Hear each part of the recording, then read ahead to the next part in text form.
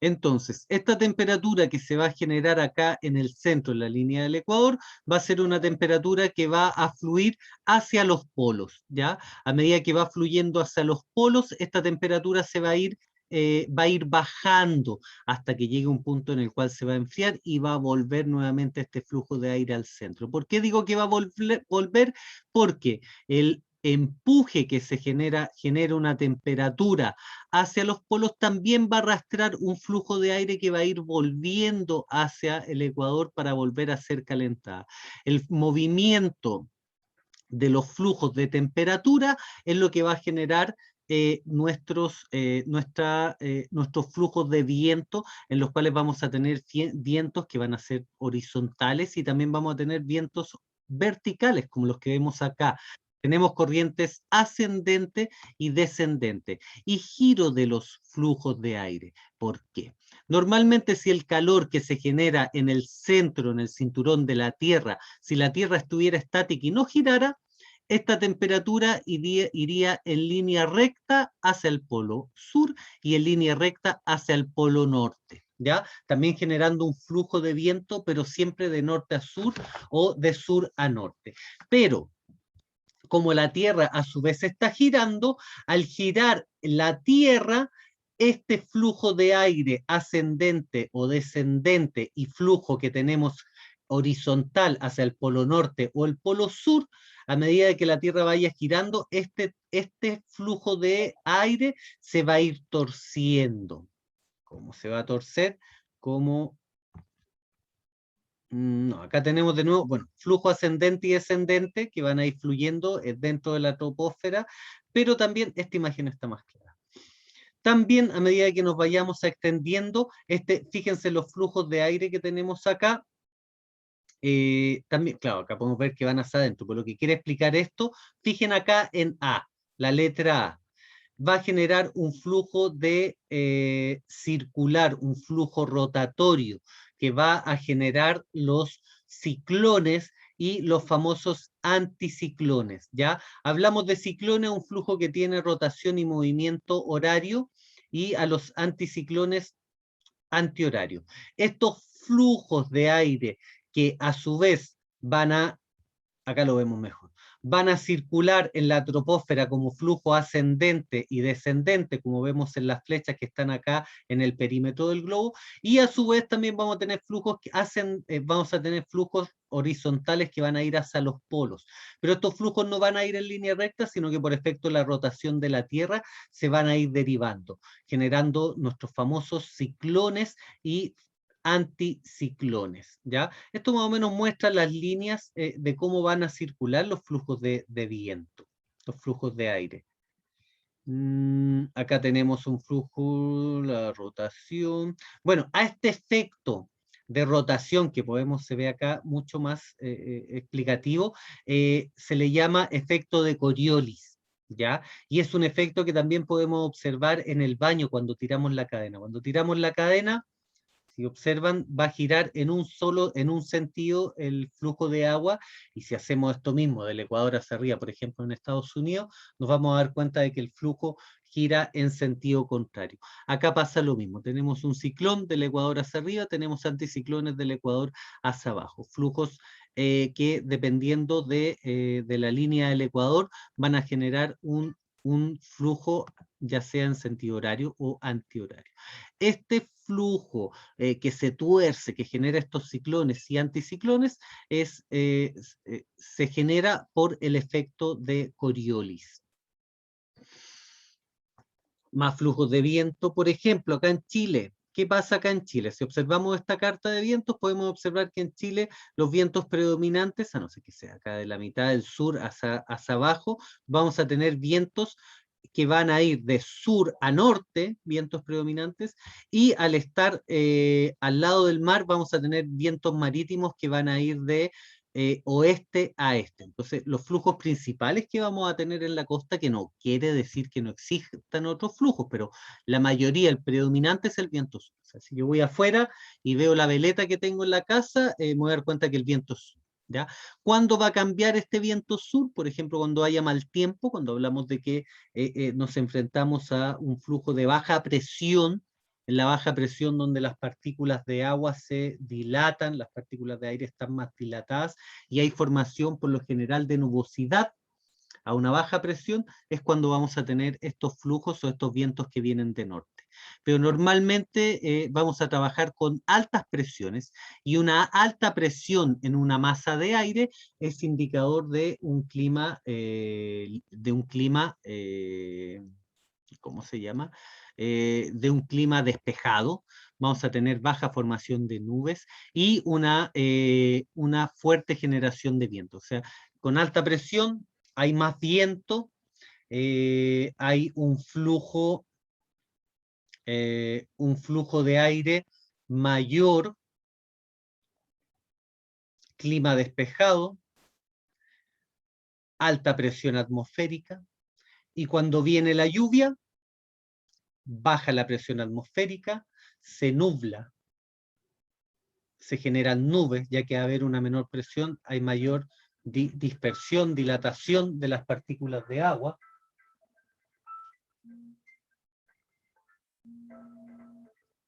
Denme un segundo, chiquillos. Ya. Me está llamando toda la gente porque ahí tengo un incendio acá muy cerca de mi casa, un incendio grande que hay acá en Laguna Verde. Entonces me están llamando todos mis amigos para preguntar cómo estamos, si necesitan que venga.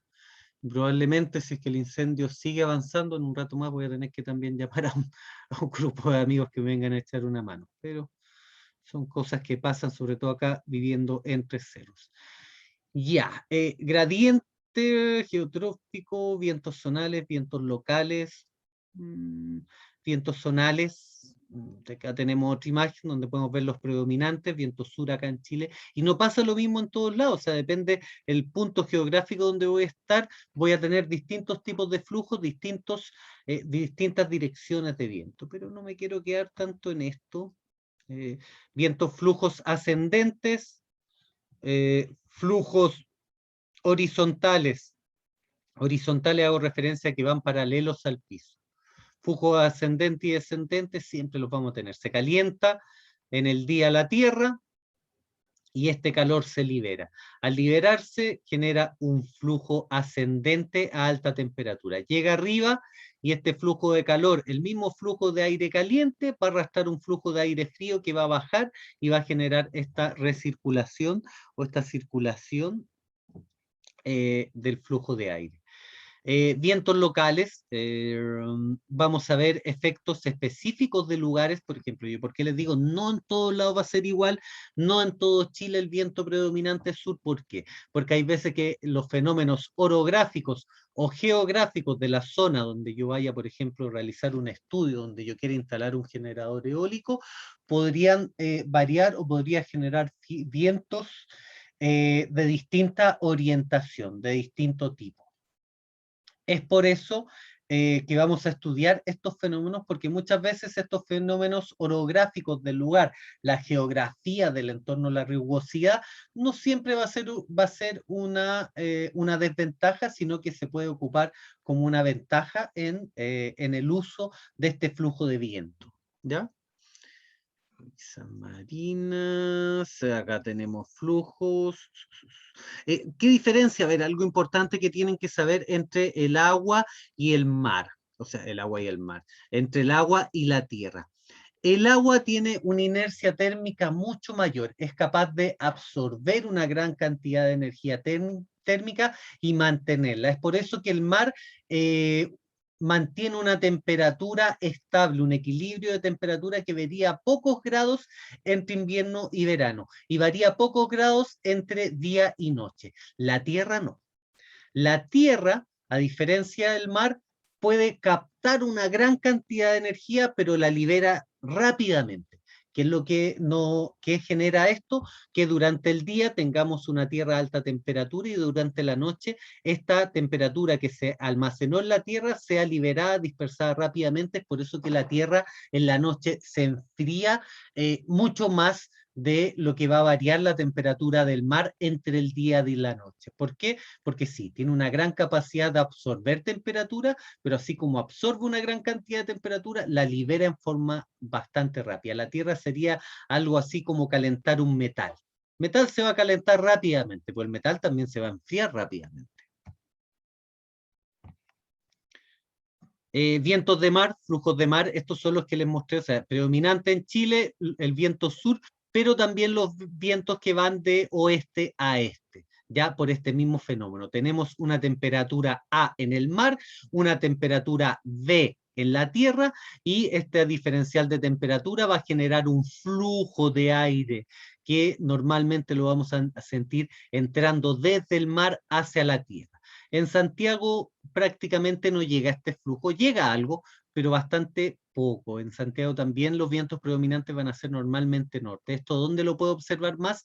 En la costa, acá en la playa, Laguna Verde, Viña del Mar, Valparaíso. Y los flujos que también tenemos durante el día y durante la noche. O sea, durante el día la montaña va a generar una temperatura, vamos a tener un flujo, y durante la noche, por supuesto, se va el sol y también vamos a tener un flujo. En este caso podemos observar un flujo a ras de montaña ascendente durante el día, que va acumulando temperatura a la montaña, y en la noche, cuando se enfría la montaña, vamos a tener un flujo descendente, ¿ya? Esto también pasa en la mañana. Esto también, si vivimos cerca de la cordillera de los Andes o estamos en, no sé, en el Cajón del Maipo, también vamos a observar este fenómeno, pero este va a ser un fenómeno que va a generar la cordillera de los Andes y se va a denominar Poelche, se va a denominar Raco, tiene distintos nombres dependiendo del lugar. Y esto es lo mismo que estamos viendo en esta imagen, pero llevado a gran escala. ¿Sí? Los que viven cerca de el Cajón del Maipo saben que durante en la madrugada, cuando va a salir el sol, tenemos un flujo de aire que se va a generar porque del lado de Argentina se está generando una alta temperatura en la montaña, pero del lado de Chile todavía está oscuro. Entonces esta diferencial de temperatura va a generar un flujo de aire. Y en la tarde vamos a tener lo que estamos viendo en esta imagen. Se empieza a ir el sol, empieza a aparecer la luna, se empieza a enfriar la montaña y vamos a tener un flujo descendente. O sea, la temperatura que se acumuló en la montaña va a descender, y muchas veces vamos a sentir en la tarde o a veces en la madrugada vamos a sentir unos flujos de aire tibio. En la madrugada se da alrededor de 5 de la mañana, 6 de la mañana, que es una hora bien loca, porque antes de eso y después de eso hace mucho frío, pero justo en esa hora hay un clima templado que se genera principalmente por este flujo de aire, por esta temperatura que se acumula en los cerros, ¿ya? Por eso a veces uno sale para afuera a las 5 de la mañana, claro, nada de frío, pero a las 7 ya está súper helado. Esto es un fenómeno que se da en un corto tiempo de plazo, o sea, en un corto plazo. Aire húmedo ascendente, bueno, el mismo efecto acá tenemos, efecto Coriolis, flujos de aire, situación, vientos reinantes, vientos dominantes, habíamos hablado un poco de esto, vientos ocasionales, por ejemplo, vientos sur, no, ya lo vimos todo. Vientos constantes y vientos ocasionales. Los vientos constantes son los ideales para definir el emplazamiento de un generador eólico. Los ocasionales, la verdad, sí, me van a decir que en momento el eólico va a funcionar bien, pero lo que me interesa a mí es que el eólico esté generando en forma constante. ¿Por qué? Porque la energía eólica es mucho, trabaja en una entropía mucho más variable, mucho más dinámica que otro tipo de energía como la solar. ¿Qué quiere decir esto? Que va a ser un azar prácticamente el tipo de flujo, cómo va a fluir el aire durante un día. Si estudiamos en una diapositiva, creo que un poco más adelante podemos observar, si estudiamos el flujo de aire y su comportamiento, nos vamos a dar cuenta que durante el día vamos a tener una curva que no va a ser curva, sino que va a ser algo así como el algoritmo de carga de un regulador MPPT en absorción. O sea, vamos a tener una carga pulsante. El flujo de aire también es pulsante. O sea, tenemos un pic a las 11, otro a las 11:30, otro a las 12, otro a las 12:30, otro a la 1, otro a la 1:30, y entre medio de eso baja el flujo, aumenta el flujo. Entonces el flujo de viento es muy variable, no tiene la constancia, por ejemplo, que tiene el sol. Es por eso que los sistemas eólicos, estamos hablando de eólica domiciliaria, no funciona bien solo, o sea, no funciona como sistema eólico en forma independiente. Una casa, por ejemplo, a no ser que sea un eólico muy grande y que tengan un storage o tengan una acumulación de batería bastante grande, la energía eólica a nivel domiciliaria no es tan eficiente, ¿ya? Pero sí es eficiente si tenemos energía eólica más energía fotovoltaica, hacen el complemento perfecto. ¿Qué mejor sistema que un sistema eólico solar? Un sistema que va a estar prácticamente durante el día y durante la noche va a estar a full. ¿Ya? Durante el día el sol lo va a mantener a full, durante la noche el generador eólico lo va a mantener a full. Por lo tanto, es un sistema mucho más estable que un sistema únicamente solar, que claro, del sol tenemos la constancia de todos los días, salvo algunos días que va a estar nublado, ¿cierto? Pero está todos los días y está todos los días cierta cantidad de horas, por lo tanto es mucho más predecible la energía que nos va a entregar. A diferencia de la eólica, que en la eólica voy a tener días que no va a correr nada de viento, el eólico no va a girar, en cambio voy a tener otros días que va a estar girando todo el día. El eólico a lo mejor van a haber días que no va a girar durante el día, pero durante la noche voy a tener toda la noche viento, por lo tanto es un complemento ideal para lo que es fotovoltaico. Sobre todo, no sé, pues en invierno tenemos temporal de lluvia, no hay energía solar, pero está la eólica, ¿ya? Siempre funcionando como un complemento. Y eso con esta diapositiva, porque las quiero ver rápido, para alcanzar a verlas. Clasificación, cálculo de energía, análisis y medición del viento. Lo vamos a ver bastante rápido.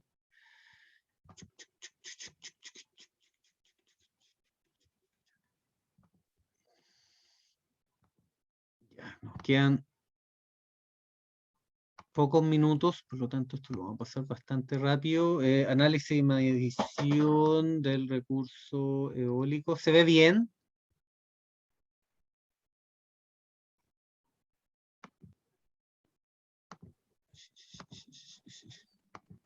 Ya, el flujo de aire se considera como un vector, por lo tanto, al ser un vector va a tener magnitud y va a tener una orientación, ¿ya? En este caso, la orientación va a ser hacia dónde sopla el viento, o sea, si es viento norte, si es viento sur, si es viento este, y la magnitud va a ser la velocidad, como observamos acá, pero también va a tener una magnitud de densidad, y también vamos a tener una magnitud de temperatura. Sabemos que tanto la temperatura como la densidad del flujo de aire van a afectar la velocidad. Pero el principal factor, la principal característica del viento que nosotros vamos a analizar va a ser la velocidad.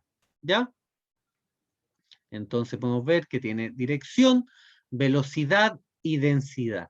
Y todas estas variantes se pueden graficar mediante un vector. Ya, esta rosa de los vientos.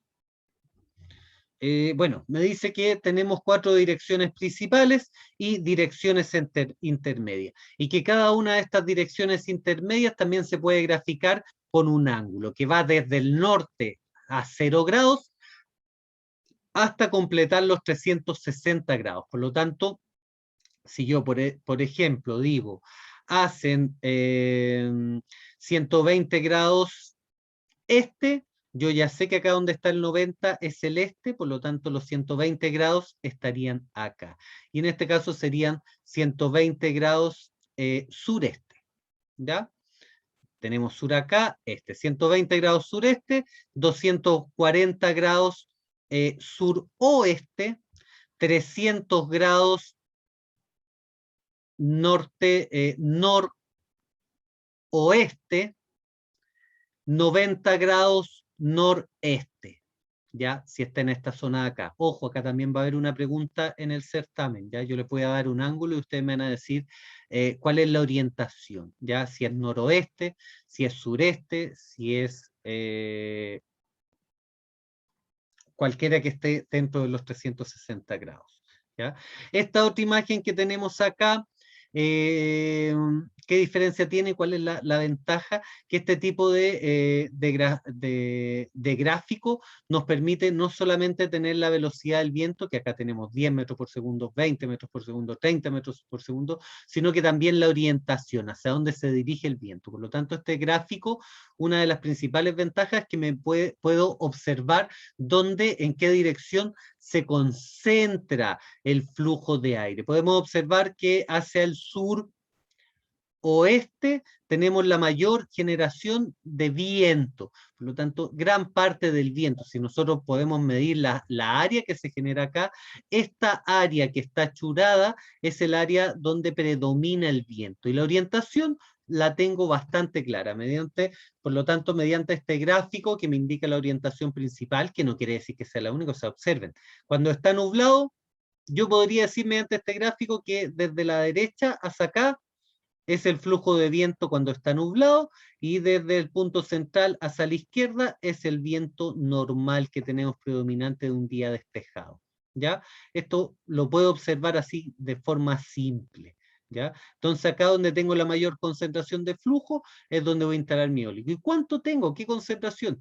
Prácticamente el 50%, lo que es bastante, bastante. O sea, una gran cantidad de viento, un alto porcentaje que puedo extraer de energía si utilizo esta orientación. ¿Qué quiere decir esto? Que ¿dónde voy a instalar una casa? Siempre a contraviento. No hemos realizado ese taller, chiquillos, del anemómetro. Ya, voy a ver ahí para hacerlo pronto, porque es interesante. Medir con el anemómetro, con viento sur, medir al sur de la casa, al norte de la casa, ver qué pasa con el flujo de aire, aumenta, disminuye, qué pasa con la turbulencia, lo vamos a ver, chiquillos. Déjenme organizarme.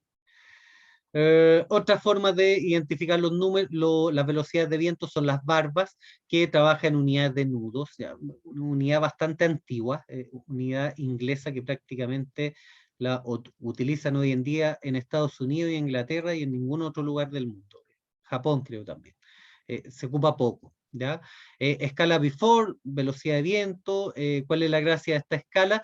Que me entregue información del comportamiento de la naturaleza frente a distintos flujos de viento. O sea, si yo quiero saber un viento que me sirva a mí, 3 metros por segundo, que ande por acá, 11, se caen las hojas de los árboles. O sea, si yo observo y veo hojas que se están cayendo, ya es un viento que se podría utilizar para un generador eólico. Ahora, claro, tengo que ver también la cantidad de viento y el tiempo que se mantiene este flujo de viento, porque esto va a ir variando. Están las clases también, la densidad del viento, acá también hay una fórmula, también un trabajo que hacer. Probablemente van a tener 2 ejercicios en el certamen. Un ejercicio que para calcular la variación de la velocidad del viento a distintas alturas, y otro para calcular la energía total que yo puedo obtener del viento. ¿Ya? Esa no está acá, esa presentación, es otra presentación. Por ejemplo, acá van a calcular cómo varía la densidad con las distintas densidades a distintas alturas, porque por supuesto vamos a tener una mayor densidad a una menor altura a nivel del mar, y a medida que vamos subiendo, por ejemplo en Bolivia, la densidad del viento va a disminuir, por lo tanto vamos a bajar la densidad y también la cantidad de energía disponible que yo puedo captar. Espiral de Ekman hace referencia ¿cómo se llama? Se basa en el efecto de Coriolis, ¿ya? También es una forma de graficar distintos flujos de viento, velocidad del viento con la altura. En ciudades, por ejemplo, vamos a tener un punto en el cual va a aumentar la velocidad, pero este gráfico no me está hablando solo de la velocidad, sino que me está diciendo del porcentaje de energía que yo puedo extraer de cierta velocidad. Por lo tanto, sí, vamos a tener una mayor velocidad sobre altura de obstáculo. Por ejemplo, acá abajo, este pueblito es el obstáculo. Sobre el pueblo voy a tener una mayor velocidad. Sobre la ciudad una mayor velocidad, pero de flujo turbulento. Por lo tanto, observen, a pesar de tener una mayor velocidad, el porcentaje de energía que yo puedo extraer va a ser el máximo, va a ser a nivel del mar. ¿ya? Por ejemplo, acá en la última imagen tenemos una imagen como, por ejemplo, los parques eólicos que están en el norte, están ubicados acá. Entonces, sí, la velocidad que se genera no es tan alta como los vientos que voy a tener sobre las ciudades o, o la velocidad del viento que voy a tener sobre un pueblo. Pero puedo extraer un mayor porcentaje del flujo de aire. ¿Por qué? Porque es un flujo cercano a lo laminar. Y en un pueblo o en una ciudad, si bien va a aumentar la velocidad del viento sobre la ciudad, va a aumentar la velocidad del viento sobre el pueblo, pero el porcentaje que voy a poder extraer de energía de este flujo de aire va a ser menor. ¿Ya? Observen acá en un lugar que está despejado, el 100% lo voy a alcanzar a una menor altura que cualquiera de las dos comparables. ¿Ya? ¿Esto qué me dice? Que el flujo de aire, el flujo de viento tiene muchas variables, ¿ya? Una de las variables va a ser el emplazamiento donde está ubicado, si es una ciudad, si es un pueblo, si es un bosque de pino, si es la playa. Ya. Para poder medir qué tan favorable es para instalar un generador eólico en cuanto a los obstáculos que voy a tener, hay un concepto que lo identifica y habla de la rugosidad. En la rugosidad tenemos una clase de rugosidad, una longitud de rugosidad y un índice de energía. Y hay otro punto, son tres clases de rugosidad, las vamos a ver. A lo mejor no las tengo acá, las vamos a ver pronto, no se preocupen, las debo tener en la próxima diapositiva que vamos a ver. Entonces, según la rugosidad del terreno, voy a obtener efectos aceleradores y efectos desaceleradores del flujo de aire. Por ejemplo, entre una montaña se genera un efecto Venturi, o famoso efecto embudo, que va a acelerar el flujo de viento en esta zona, en la zona central, no posterior. Acá que se genera abundante turbulencia. Si yo voy a instalar mi eólico posterior al efecto túnel, no me va a funcionar. ¿Y esto de qué va a depender? Si va posterior o anterior, va a depender de la orientación del viento. Acá tenemos una orientación de izquierda a derecha. Pues si la orientación del viento o el flujo predominante fuera derecha-izquierda, el eólico tendría que ser instalado en esta zona. Pero como el flujo va de izquierda a derecha, tiene que ir en esta zona, en la parte izquierda. ¿Ya? Para evitar de que tome esta turbulencia que se va a generar por la descompresión del flujo de aire posterior al efecto Venturi o efecto embudo. En un cerro se genera lo mismo, el famoso efecto loma, efecto colina. En la punta del cerro se genera una aceleración del flujo. Ahora, siempre que este tipo de accidente sea suave. Si es un accidente, de hecho, incluso el que se ve en la imagen, si es un accidente muy accidentado, muy brusco el cambio o con mucha pendiente la loma, la verdad también vamos a tener turbulencia. Pero, por ejemplo, en este caso no, en este caso acá se va a acelerar. Y el flujo se va a acelerar en la cima o previo a la cima, posterior a la cima. Si tengo un flujo que va de izquierda a la derecha va a generar un flujo turbulento. Sí, va a aumentar la velocidad, pero el generador eólico no va a captar energía en forma eficiente. Por lo tanto, el efecto colina se logra o en la cima de la colina o previa a la colina, previo al flujo de aire. Acá tenemos el efecto del aire con distintos tipos de accidentes. En los vacíos, turbulencia. Vacío acá por un flujo de aire, turbulencia. Los efectos loma, se fijan cuando el lomaje es suave prácticamente no hay turbulencia, pero cuando la loma es más grande, posterior a la loma sí tenemos turbulencia. Por eso el eólico se instala o en la parte superior o previo al flujo de aire, pero no posterior al obstáculo, porque posterior al obstáculo siempre voy a tener turbulencia, a no ser que sea un obstáculo diseñado para aumentar el flujo, para aumentar la velocidad del aire. Por ejemplo, el eólico que yo tengo acá en la casa, que van a terminar de instalar los practicantes en enero, es un generador eólico que se va a instalar utilizando el efecto Venturi, o lo que tenemos acá arriba. No un efecto Venturi con montañas, sino que con bosques de pino. Yo acá tengo una gran cantidad de pinos, acá una gran cantidad de pinos, y tengo un pasillo por el centro de los bosques de pinos, salvo 1, 2, 3 pinos que están acá atrás, que también los vamos a cortar, Pero salvo estos 2, 3 pinos, los pinos, ¿qué es lo que generan? Generan un efecto embudo. Entonces, las mediciones que yo he realizado y el estudio que hice en mi casa con el anemómetro, me di cuenta que el mayor flujo de viento lo tengo justo en la parte superior del terreno, donde se genera este efecto embudo en forma natural. Sí, tengo que modificar un poco, tengo que cortar algunos árboles, sí, pero es menor para las ventajas que voy a poder absorber del aumento de la velocidad. Por ejemplo, en todo el terreno normalmente, no sé, estoy midiendo, por poner un ejemplo, 10 metros por segundo, en esta zona se están midiendo 20 metros por segundo. Es el doble de velocidad de la que hay en cualquier otra parte del terreno. Por lo tanto, es una condición favorable que, por supuesto, la podemos utilizar. Acá tenemos flujos horizontales de viento, flujos ascendentes, ¿ya? Los que se generan por las temperaturas que absorbe el mar, por las temperaturas que se absorben en la tierra, principalmente. El mar, la verdad, lo que entrega o absorbe es bastante poco. El mar tiende más a equilibrar temperaturas que a variar las temperaturas.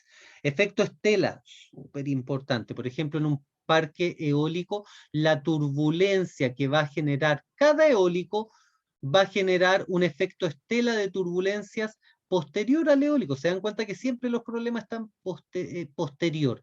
Acá tenemos un flujo de izquierda a derecha, no hay ningún problema, y de derecha hacia la derecha, o sea, de izquierda a derecha, podemos ver el efecto de la turbulencia. Y este efecto estela se grafica, hoy en día se utilizan programas computacionales, de hecho, un programa para ubicar generadores eólicos, bueno, que es un programa que hace todo el cálculo del generador eólico, el Wind Power,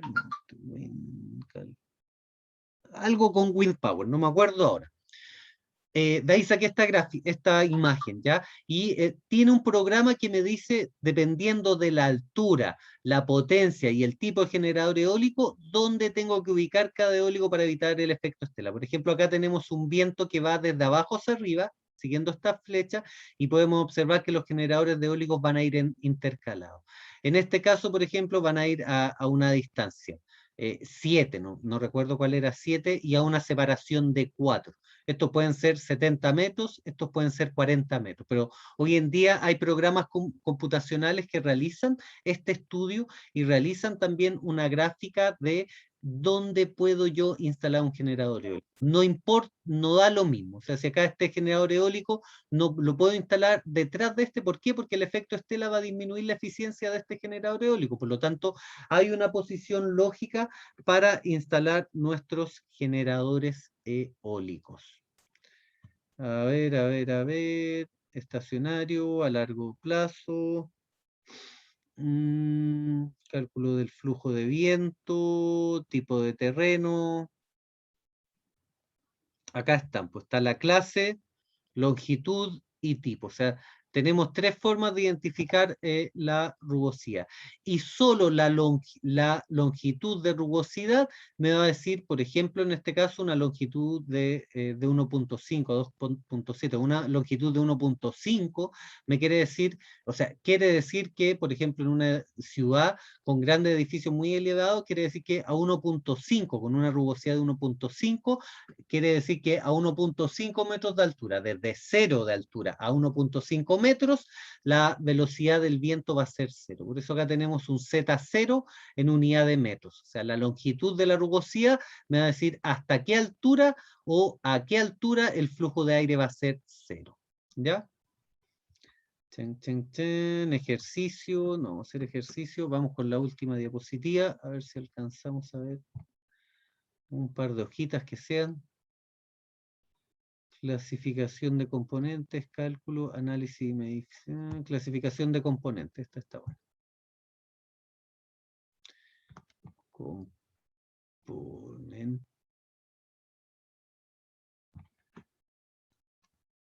Componentes de un generador eólico, perfecto. Y esto lo vamos a abrir con Zoom.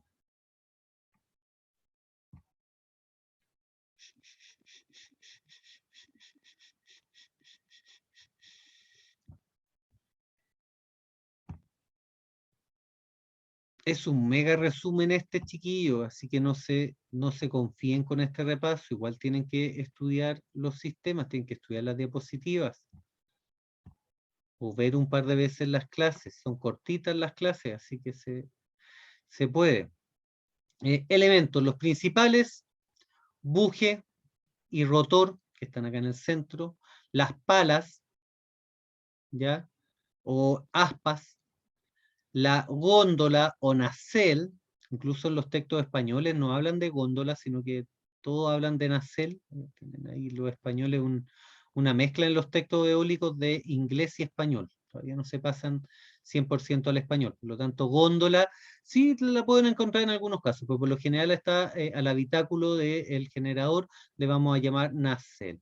Las palas, el buje, la torre o fuste, ¿no? Por lo general son el nombre en español o el inglés el que ustedes lo van a encontrar, ¿ya?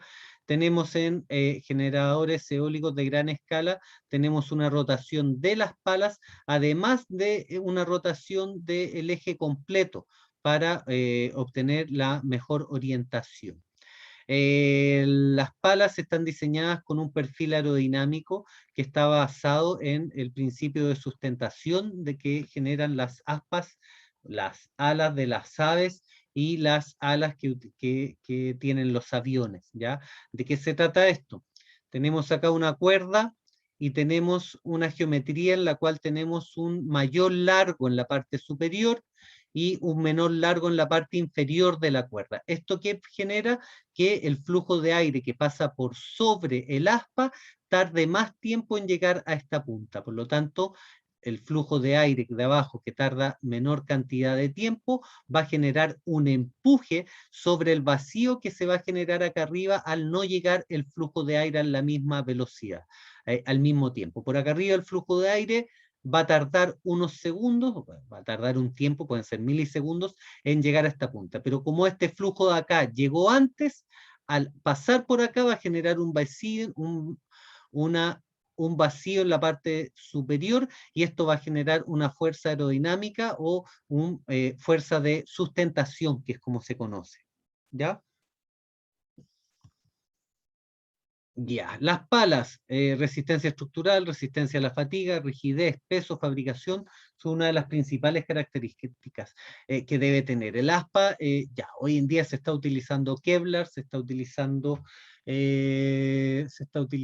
fibra de vidrio, perdón, materiales que son poco reciclables, por lo tanto, y materiales que tampoco repara cualquier persona. O sea, los factores, uno es el valor. Dos es tener el mantenimiento en el caso de que falle algún aspa o que haya que realizar una reparación.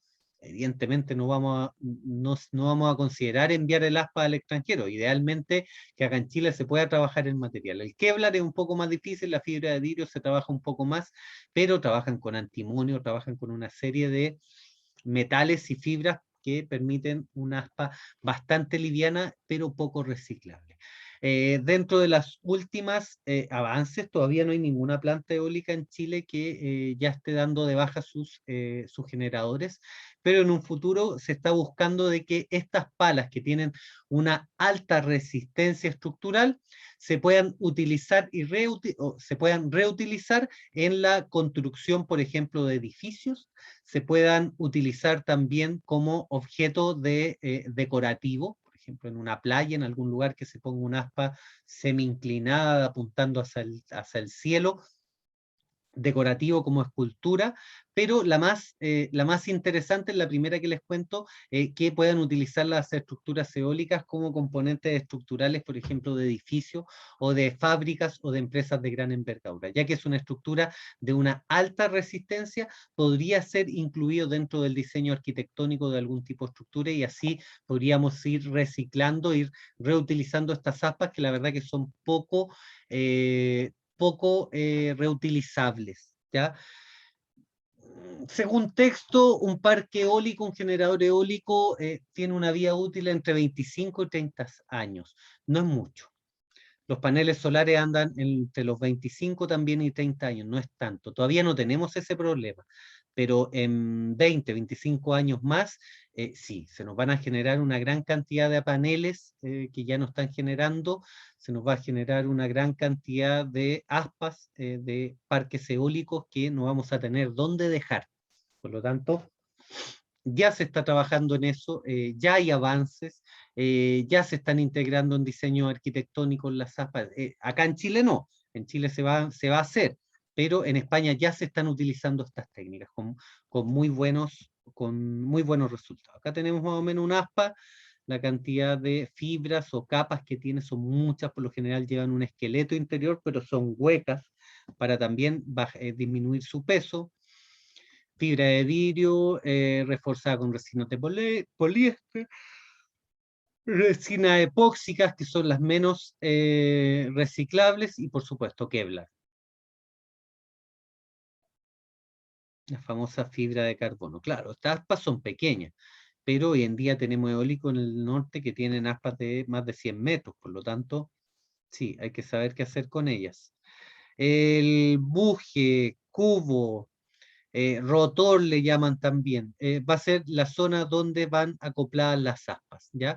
Y va a ser la zona que a su vez va a ir acoplada al motor, al generador eléctrico o a mi caja multiplicadora a través del eje lento. Acá podemos observar un eólico de última generación. Acá no utilizan caja multiplicadora, sino que el generador eólico es de acople directo al aspa. ¿Qué quiere decir esto? Que a distintas velocidades de giro, el generador eléctrico va a estar generando un flujo de corriente constante, ¿ya? A diferencia de un eólico con caja multiplicadora que requiere de una caja multiplicadora que mantenga una velocidad constante en el eje rápido para poder mantener también una generación estable en el sistema. Distintas formas de instalar las palas, por lo que el sistema se puede armar las palas al rotor en el suelo, como se pueden instalar pala a pala, buje o cubo, nariz o carenado, también se le llama carenado a esta zona. Vestas, tenemos generadores eólicos que utilizan, no lo vimos, una veleta y un anemómetro para su sistema de orientación, pero también observamos algunos que tienen una especie de alerón arriba. Esta especie de alerón, ¿qué es lo que contiene? Contiene radiadores de refrigeración. Recordemos que nuestra caja multiplicadora y nuestro generador eléctrico que vemos acá en la imagen, muchas veces requieren de una refrigeración, de una ventilación especial para garantizar una buena temperatura de funcionamiento. Rápidamente las partes de un eólico gran escala: buje, paletas, cojinete principal. El cojinete, recuerden que puede ser o un rodamiento de bolitas, o puede ser también un cojinete de fricción, que van a ser los famosos metales, ¿ya? Los famosos cojinetes, también se les llaman así como cojinetes, pero hay de dos tipos, tanto de fricción, que va a ser un metal de una menor resistencia, va a ser un material que se va a gastar antes que el buje o que el eje que tenemos acá, que el eje principal. Por lo tanto, lo que vamos a cambiar acá van a ser netamente los cojinetes o metales, o va a ser un rodamiento normal, como el que conocemos, que lleva bolas metálicas en su interior, bolas de acero, el cual también cada cierto tiempo se va a tener que cambiar. Góndola o nacel, cubierta de góndola o nacel, freno de disco seguro al fallo. ¿Qué quiere decir que un freno de disco en este caso sea seguro al fallo? Quiere decir que el freno normalmente está funcionando con su sistema de presurización o su sistema hidráulico o neumático a máxima presión. ¿Esto qué quiere decir? Que si el sistema hidráulico o el sistema neumático falla, el sistema automáticamente queda frenado. Normalmente en funcionamiento está accionado el sistema hidráulico. Si se pierde energía o se pierde o falla el sistema hidráulico, el freno se frena automáticamente. Por lo tanto, el freno normalmente está siempre apretado y para su funcionamiento se desaprieta, ¿ya? Acoplamiento, tenemos acá un eje principal, eje lento, eje secundario o eje rápido que va posterior a nuestra multiplicadora que está acá, o caja de velocidades. barra para rayos, para derivar los rayos, veleta y anemómetro para el sistema de control, entrada y salida de aire, radiador del sistema de refrigeración. Este es el radiador del que les estaba hablando anteriormente, ¿ya? En este caso va a ser un radiador para refrigerar tanto el generador eléctrico como la multiplicadora. Multiplicadora, intercambiador para refrigeración del aceite, tenemos un intercambiador de calor, bomba de aceite y filtro. Si utilizamos aceite vamos a tener que utilizar también un filtro y una bomba también que lo haga recircular, por supuesto. Unidad motriz hidráulica para el freno de disco. El freno de disco en este caso es por accionamiento hidráulico, podría ser neumático. Bomba de circulación para el sistema de refrigeración. Tenemos dos bombas, una para recircular el flujo, el refrigerante en el generador eléctrico que tenemos acá, y una segunda bomba para la multiplicadora, ¿ya? Bomba independiente. Estructura base de la máquina, o que en algunos textos le llaman chasis. Motor de orientación multiplicador, o sea, este motor lo que va a hacer es orientar para que las aspas estén siempre enfrentando el flujo de aire, ya sea sotavento o barlovento, el funcionamiento del aerogenerador. Y unidad hidráulica para frenos de aire a prueba de España. Acá tenemos esto acá, unidad motriz hidráulica para frenos de aire, no. O sea, si una unidad, si son frenos de aire, es una unidad neumática, no hidráulica. Hidráulica, sí, hay algunos físicos que consideran también el aire como un flujo.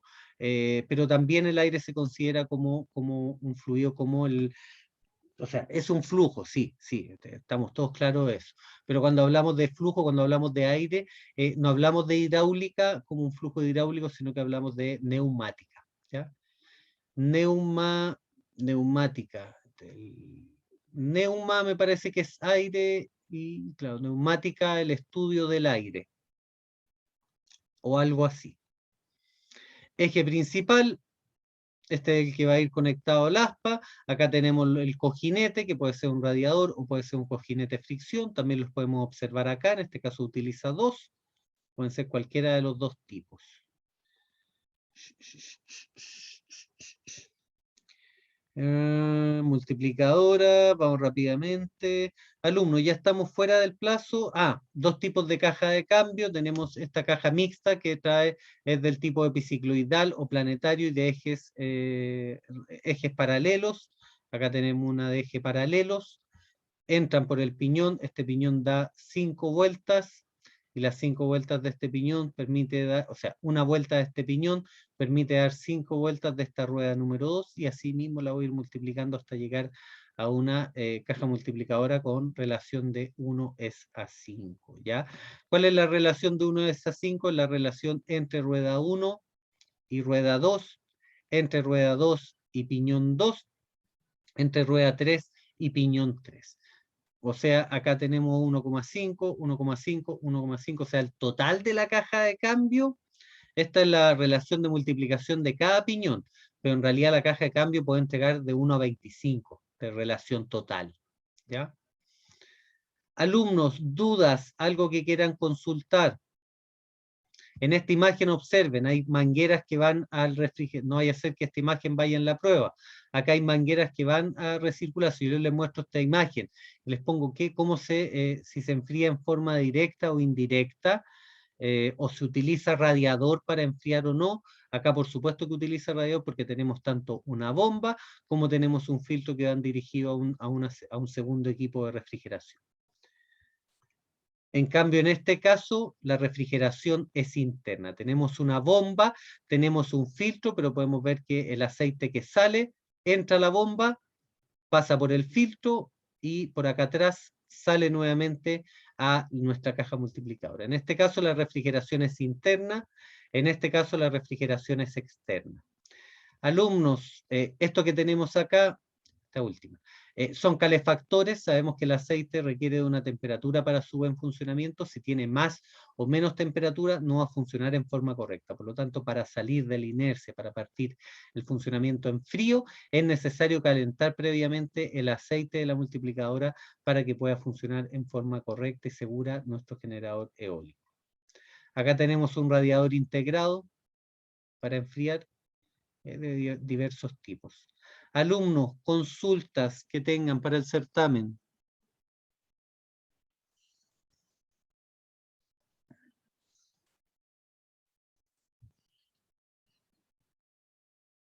¿Todo check? ¿Alguna consulta por ahí?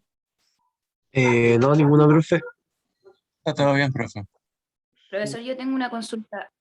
¿Cuándo se va a realizar el certamen? El 8, Ya, gracias, profesor. el 8 de noviembre, en horario de clase.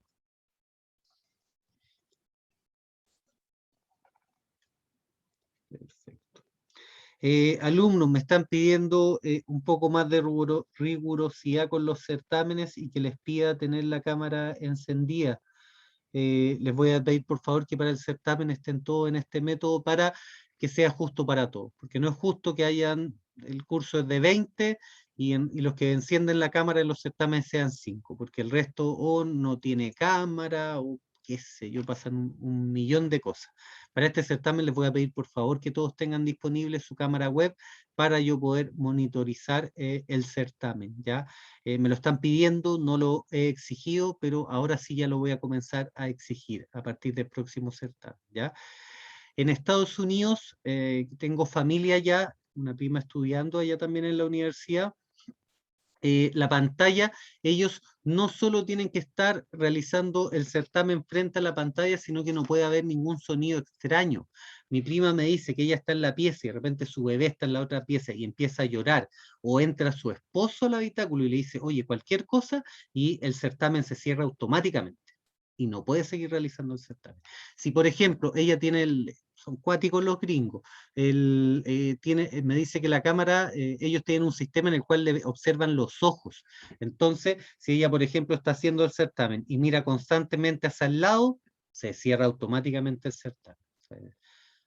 Es hacia donde vamos, nosotros también vamos hacia allá. O sea, al final, la tecnología va a ser un sistema, o va a generar un sistema antitrampa, por así decirlo. Y alumnos, estaríamos hasta acá entonces. Ya, nos vemos ya mañana con los talleres. Terminamos esta semana con los talleres y estén atentos para inscribirse al taller número 2, que va a estar disponible yo creo hoy día en la tarde. ¿Ya? Ya, estimados, nos estamos viendo. Cualquier duda, cualquier consulta, no duden en hacérmela al celular, ¿ya? O sea, o por correo, perdón. Ya, chiquillos. Chao, chao. Que tengan una Chao, excelente profe. semana. Gracias. Chao, profe, A que esté ustedes. bien. Cuídese ahí con los incendios.